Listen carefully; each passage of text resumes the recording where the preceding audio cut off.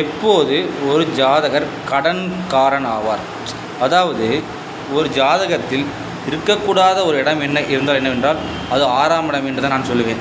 6ஆம் இடத்தில் தான் ஒரு மனிதனுக்கு தேவையற்ற கடன், வம்பு, வழக்கு, நோய் சம்பந்தப்பட்ட பிரச்சனைகள் இந்த 6ஆம் இடத்தின் வழியாகவும் 6ஆம் இடம் இருக்கக்கூடிய கிரகத்தின் வழியாகவும் 6ஆம் இட அதிபதியின் சாரத்தில் இருக்கக்கூடிய கிரகத்தின் வழியாகவும் தான் இந்த கடன், நோய், வம்பு, வழக்குகள் அனைத்து வரும்.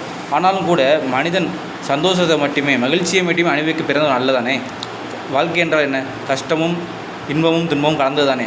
அதே போல் இந்த 6ஆம் இடத்தில் சனி, செவ்வாய், ராகு போன்ற பாவர்கள் இருந்து அந்த 6ஆம் இடம் வலுவிழந்து இருந்தால் ஒருவர் கடன், நோய், வம்பு வழக்கு போன்றவற்றில் சிக்காமல் யோகவனாக வாழ்வார். அதே 6ஆம் இடம் வலுத்திருந்தால் ஒருவர் நோய், கடன், வம்பு போன்றவற்றில் ஆக்கப்பட்டு கஷ்டப்படுவார். நன்றி, வணக்கம், வாழ்க வளமுடன்.